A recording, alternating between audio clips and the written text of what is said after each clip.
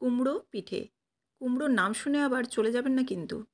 নামে কুমড়ো পিঠে হলেও এটা কিন্তু কুমড়ো দিয়ে বানানো নয়। নমস্কার বন্ধুরা, মিক্সড ফিউশন সোমার পাকশালায় আপনাদের সবাইকে স্বাগত। হ্যাঁ বন্ধুরা, আজকে আমি আপনাদের সাথে শেয়ার করব নতুন একটি রেসিপি পিঠের। নাম হচ্ছে কুমড়ো পিঠে। দেখতে একদম পুরোপুরি কুমড়োর মতো, অসাধারণ দেখতে। খেতে যে স্বাদ সেটা তো আপনারা রেসিপি দেখলেই বুঝতে পারবেন, কিন্তু আপনারা প্রথমেই দেখলেন যে কতটা সুন্দর দেখতে। তো চলুন, প্রথমে স্যাফরনটা আমি ভিজিয়ে নিলাম দুধ দিয়ে। এখানে গুঁড়ো দুধ দিয়ে ভিজেছি, লিকুইড মিল্ক দিয়েও ভেজাতে পারেন বা জল দিয়েও স্যাফরনটাকে ভিজিয়ে নিতে পারেন। স্যাফরনের পরিমাণটা একটু বেশি পরিমাণেই দিয়েছি। এবার দেখুন, একটা পুর বানাবো, আর আমি 10 মিনিটে এই পুরটা বানাবো, সেই জন্য কিন্তু এখানে ছানা ব্যবহার করছি। এখানে ছানাটা জল ঝরিয়ে রেখেছিলাম। জল ঝরা ছানাটা দেওয়ার পর এখানে বাতাসা দিয়ে দিচ্ছি। আপনারা চাইলে এখানে চিনি, গুড়, মিছরি যে কোনো কিছু ব্যবহার করতে পারেন। বাতাসাটা আমি এখানে মিক্সির মধ্যে দিয়ে দিচ্ছি যাতে ভালোভাবে পিষে যায়। নইলে গরম পেয়ে যখন গলবে একটু দেরি লাগে বাতাসাটা গলতে, সেই জন্য কিন্তু মিক্সিতেই দিয়ে দিলাম। এবার দেখুন, ছানা আর বাতাসাটাকে ভালোভাবে আমি ব্লেন্ড করে নিয়েছি। এবার এদিকে একটা পাত্রের মধ্যে আমি এই ছানাটাকে বের করে নিচ্ছি। ছানা এবং বাতাসাটাকে বের করে এটাকে আমি ভালোভাবে জাল দেব। একটু যখন গরম হয়ে যাবে তখন এরকম গলতে শুরু করবে আর একদম এরকম পাতলা হয়ে যাবে। এবার দেখুন, এটা ছানা কেটে গেছে। ছানা কেটে গেলেও কিন্তু এতে চিন্তার কোনো কারণ নেই, জলটা শুকিয়ে নেবেন। জলটা শুকিয়ে গেছে। জলটা শুকিয়ে গেলে এবার এর মধ্যে আমি দিয়ে দিচ্ছি গুঁড়ো দুধ। গুঁড়ো দুধটা দিয়েছি মোটামুটি হাফ কাপ। এই গুঁড়ো দুধটা দিলে কিন্তু স্বাদটা হবে অসাধারণ, আর তাড়াতাড়ি করে ক্ষীরটাও তৈরি হয়ে যাবে। এবার দেখুন, এখানে দিয়ে দিচ্ছি লিকুইড মিল্ক মোটামুটি 3 থেকে 4 চামচের মতো, আর দিয়ে দিলাম আতপ চালের গুঁড়ো 1 চামচের মতো, ছোটো চামচের। দিয়ে খুব ভালোভাবে নেড়েচেড়ে মিশিয়ে একটা কালাকাঁদ পুর তৈরি করে নিলাম।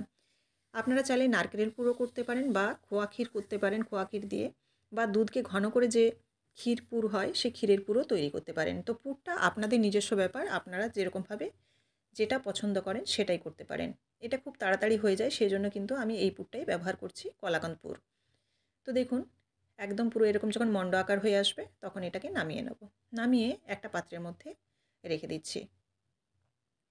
এই পুরটাও কিন্তু একদম খোয়া ক্ষীরের মতো টেস্ট হয়, ভীষণ ভালো খেতে হয়। তো এই পুরটা একটু তাড়াতাড়ি হয়ে যায়, সেজন্য এটা আমি বানিয়ে নিয়েছি। এবার এদিকে দেখুন, একটা পাত্রের মধ্যে আমি দিয়ে দিচ্ছি জল 1 কাপ, দুধ 1 কাপ। বড় কাপের 1 কাপ দুধ দিয়েছি, 1 কাপ জল দিয়েছি। দিয়ে দিচ্ছি পরিমাণ মতো লবণ, আর দিয়ে দিচ্ছি চিনি। চিনিটা এখানে ছোটো চামচের 3 চামচ ব্যবহার করছি। আপনারা যদি মিষ্টি কম খেতে চান কম দেবেন, আর যদি মিষ্টির পরিমাণ বাড়াতে চান তো আরও 1 থেকে 2 চামচ বাড়িয়ে দিতে পারেন। এবার দিয়ে দিচ্ছি ঘি।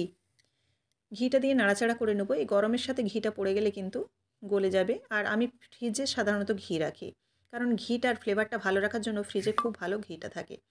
তো এই জন্যই একটু শক্ত ছিল, গরমের সাথে পড়ে যেতে কিন্তু ঘিটা গলে গেছে। আর এই যে স্যাফরনটা দেখুন ভিজিয়েছিলাম, স্যাফরনটা দিয়ে দিয়েছি। যেহেতু কুমড়ো পিঠে সেজন্য কুমড়োর কালার আনতে হবে। অরিজিনাল হিসাবে স্যাফরনটাই ঠিক আছে। তো যেহেতু পিঠের পরিমাণটা অনেকটাই বেশি আর কালারটাও দেখুন খুব একটা ভালো আসেনি, এই জন্য আমাকে একটু ইয়েলো ফুড কালার যেটা হয় সেই ইয়েলো ফুড কালার একটু মিশিয়ে দিলাম। তো যেহেতু কুমড়ো পিঠে কুমড়োর কালারটা আসতে হবে, সেজন্য কিন্তু এই কালারটা অবশ্যই আসা দরকার, নইলে কিন্তু কুমড়োর মতো দেখতে হবে না। তো দেখুন, এবার ভালোভাবে দুধটা ফুটে গেছে, আর ফুটে যাওয়ার পরেই কিন্তু আমি এখানে আতপ চালের গুঁড়ো মেশাচ্ছি। আতপ চালের গুঁড়োটা কম কম করে মেশাচ্ছি এখানে। খুব ভালোভাবে দেখুন কম কম করে দিচ্ছি, দিয়ে যে পরিমাণে লাগবে ঠিক ততটাই দেব। ব্যাস, এইটা হলেই মোটামুটি আতপ চালের যে ডোটা সেই ডোটা কিন্তু রেডি হয়ে যাবে। এবার এই অবস্থায় কিন্তু গ্যাসের ফ্লেমটা অবশ্যই লো রাখতে হবে। লো রেখে নাড়াচাড়া করতে হবে, একদম ফুল ফ্লেম যেন না হয়। দেখুন, এবার খুব ভালোভাবে সব কিছু মিশিয়ে নিচ্ছি। এই অবস্থায় কিন্তু ভালোভাবে এই ডোটা সেদ্ধও হয়ে যাচ্ছে, আর যতটা এরকম গরম অবস্থায় সেদ্ধ হবে ততটাই কিন্তু সফট হবে, নরম তুলতুলে হবে পিঠেগুলো। ব্যাস, গ্যাসের ফ্লেম অফ করে ঢাকা দিয়ে দিলাম 3 মিনিটের মতো। 3 মিনিট পর দেখুন খুলে নিচ্ছি, খুব গরম আছে। এই গরম অবস্থায় কিন্তু এই ডোটা রেডি করে নিতে হবে। তো এই ডোটাকে এবার থেসে নিতে হবে, কিন্তু যেহেতু প্রচণ্ড গরম সেজন্য প্রথমটায় একটু অসুবিধা হবে, তারপর যখন একটু হালকা ঠান্ডা হয়ে যাবে তখন কিন্তু এতটা আর অসুবিধা হবে না। তবে গরম থাকা অবস্থায় কিন্তু এই ডোটাকে রেডি করতে হবে। এবার দেখুন, খুব ভালোভাবে আমি মোমের মতো করে থেসে নিচ্ছি। একটু ভালোভাবে হাত দিয়ে এরকমভাবে ডোটাকে থেসে নিচ্ছি, আর কতটা নরম হয়েছে সেটা দেখেই আপনারা বুঝতে পারছেন। এবার এর থেকে আমি লেচি কেটে নিচ্ছি। লেচিটা দেখুন রুটির সাইজে কেটেছি, রুটির মতো যে আমরা লেচি কাটি সেই রুটির সাইজে কেটে নিয়েছি। এবার বাকি যে ডোটা সেটা কিন্তু একটু ঢাকা দিয়ে দিতে হবে যাতে কোনো রকমের হাওয়া বাতাস না লাগে, তাহলে কিন্তু ডোটা গরমও থাকবে হালকা, আর গরম থাকলে কিন্তু ডোটা সফট থাকবে, পাকাবার সময় কিন্তু খুব সুবিধা হবে। আর এই যে দেখুন এবার একটা আমি বাটির মতো করে নিলাম। প্রথমে আগে একটু হাত দিয়ে ভালোভাবে আরেকবার লম্বা লম্বা রোল করে থেসে নেবেন, তারপর লেচির মতো গোল করে নেবেন, তারপর একটা বাটি যেভাবে আমরা পুলি পিঠে করি ঠিক সেভাবে পুরটা ভরতে হবে। পুলি পিঠের পুর যেভাবে ভরা হয় সেভাবে ভরে নিয়েছি, ভরে হালকা প্রেসার দিয়ে এরকম গোল করে নিতে হবে। আর দেখবেন খেয়াল করে যেন একটু স্মুথ হয়, একেবারে যেন স্মুথ না হলেও চলবে, কিন্তু একটু যেন স্মুথ হয়। দেখুন মোটামুটি স্মুথ হয়েছে।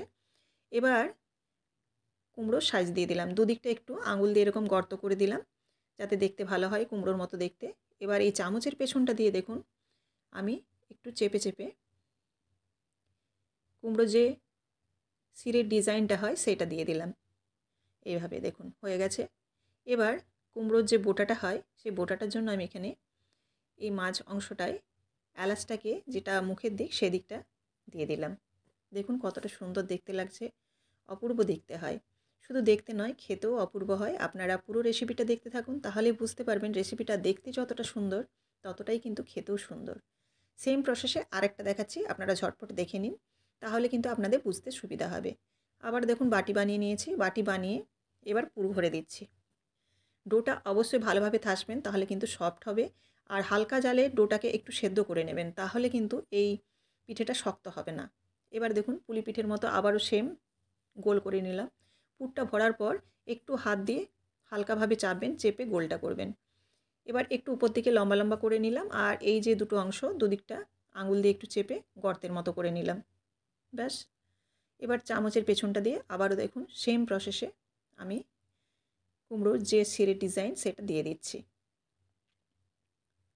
এইভাবে 5 থেকে 6টা হবে, সেরকমভাবে আপনারা দেবেন।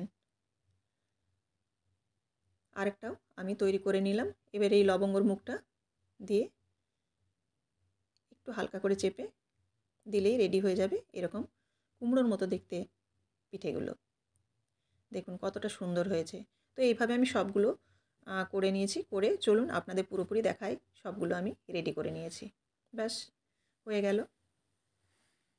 সমস্ত কুমড়ো পিঠের যে পাকানো অর্থাৎ রেডি করে নিয়েছি সব কটাকে। এবার এদিকে দেখুন আমি জল বসিয়ে দিয়েছি, জলটা গরম হয়ে গেছে। এদিকে একটা ঝাঁঝরি দিয়ে দিলাম, অর্থাৎ ফুটো ফুটো যে ডিশগুলো হয় যেগুলো আমরা সাধারণত ভাপা পিঠে করি সেই ডিশের মধ্যে দিয়ে দিলাম। এটা স্টিম পিঠেই। তো দেখুন এবার এগুলোকে স্টিমের উপরে হালকা আমি ঘি ব্রাশ করে দিলাম এই ডিশটার মধ্যে, যাতে তলাটা চিটে না যায়। যেহেতু আতপ চাল, এটা যখন স্টিম পাবে একটু নরম হবে, নরম হলে চিটে যেতে পারে, সেজন্য ঘি বুলিয়ে দিয়েছি। চাইলে সাদা তেলও দিতে পারেন, তো ঘি দিলে ফ্লেভারটা ভালো হয়। সবকটা দিয়ে ঢাকা দিয়ে দিলাম। মোটামুটি আমি 15-20 মিনিটের মতো এরকম ভাপিয়ে নিয়েছি। এবার এদিকে পিঠেটা হতে হতে আমি এদিকে একটা ক্ষীর বানিয়ে নিচ্ছি। ক্ষীরটা দেখুন দুধটাকে ঘন করে নিয়েছি, খুব একটা বেশি দুধ দিইনি এখানে। এখানে মোটামুটি আমি দিয়েছি 300 ml মতো দুধ। এই দুধটা একটু ঘন করে নিয়েছি, আর শেষে আরেকটু ঘন করার জন্য আমি গুঁড়ো দুধ দিয়ে দিলাম, এতে স্বাদটাও ভালো হবে। আর মিষ্টির জন্য চিনি ব্যবহার করেছি। দিয়ে এরকম একটা পাতলা ক্ষীর তৈরি করে নিতে হবে। খুব একটা পাতলা নয়, এরকম একটু মোটা হবে, একবারে শুকনো নয় কিন্তু। দেখুন আমরা ঠিক যেরকম দুধ পুলির পিঠে যে ক্ষীর তৈরি করি তার থেকে কিন্তু অনেকটাই ঘন। এবার দেখুন এদিকে 20 মিনিট পর এগুলো স্টিম হয়ে গেছে, আমি একটু ঠান্ডা করে তারপর বের করছি। একটু ঠান্ডা করে বের করলে এগুলো কিন্তু যেহেতু খুব নরম, হাতেও লাগবে না, আর সুন্দরভাবে কিন্তু এগুলো তোলা হয়ে যাবে। তো দেখুন কতটা সুন্দর দেখতে লাগছে, চোখ একদম জুড়িয়ে যাবে এই পিঠেগুলো দেখলে, খেতেও কিন্তু অপূর্ব হয়। শেষ পর্যন্ত দেখতে থাকুন কিভাবে শেষ পর্যন্ত আমি এই পিঠেটা রেডি করি। তো এই হিসাবেও আপনারা অবশ্যই খেতে পারেন। এটা স্টিম পিঠে হয়ে গেল, ভাপা পিঠে। যেরকম আমরা পুলি পিঠে ভাপা খাই সেরকম এই কুমড়ো পিঠের ভাপা হয়ে গেল। এবার এগুলোকেই আমি এবার কি করি দেখুন। তো তার আগে আমি চলুন একটু ভেঙে দেখাই ভেতরটা কেমন হয়েছে। কতটা নরম দেখেই বুঝতে পারছেন।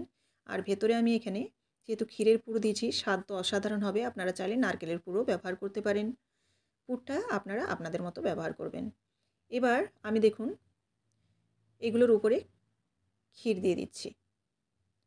যে ক্ষীরটা বানিয়ে রেখেছিলাম আর ক্ষীরের যে থিকনেসটা সেটা দেখেই বুঝতে পারছেন কীরকমভাবে কতটা বানাতে হবে। এবার উপর থেকে পুরো একদম ভর্তি করে ক্ষীর দিয়ে দিলাম। এবার আপনারাই বলুন কতটা সুন্দর হয়েছে আর কতটা খেতে সুন্দর হবে সেটা আপনারা দেখেই বুঝতে পারছেন। তো বন্ধুরা এরকমভাবে আপনারাও একবার হলো কুমড়ো পিঠে বানিয়ে দেখতে পারেন। চোখ জুড়িয়ে যাবে একদম। আর খেয়ে তো মন একদম খুশ হয়ে যাবে। আর আপনারা যদি অন্য কাউকে খাওয়ান, বাড়ির অতিথি বা যে কেউ খাবে, তো প্রত্যেকে কিন্তু আপনার প্রশংসায় পঞ্চমুখ হয়ে যাবে। রেসিপিটি যদি ভালো লেগে থাকে অবশ্যই লাইক, কমেন্ট এবং শেয়ার করবেন। আর এরকমই প্রত্যেকদিন বিভিন্ন ধরনের নিত্য নতুন রেসিপি পাওয়ার জন্য অবশ্যই চ্যানেলটিকে সাবস্ক্রাইব করে বেল বাটনটি প্রেস করে দেবেন, যাতে আমার রান্নার সমস্ত নোটিফিকেশন সবার আগে আপনাদের কাছেই পৌঁছে যায়। ফেসবুক থেকে দেখে থাকলে অবশ্যই পেজটিকে ফলো করে দেওয়ার অনুরোধ রইল। তো বন্ধুরা এরকমভাবে কুমড়ো পিঠে বানান। এখনও শীত আছে, শীতের সময় আমরা শুধু যে পৌষ পার্বণ তা নয়, পুরো শীত ধরেই আমরা কিন্তু পিঠা খাই। তো এইভাবে একবার হলেও বানিয়ে দেখতে পারেন, প্রত্যেকে কিন্তু আপনার প্রশংসায় পঞ্চমুখ হবেই হবে। আবারও দেখা হচ্ছে আগামীকাল নতুন একটি রেসিপি।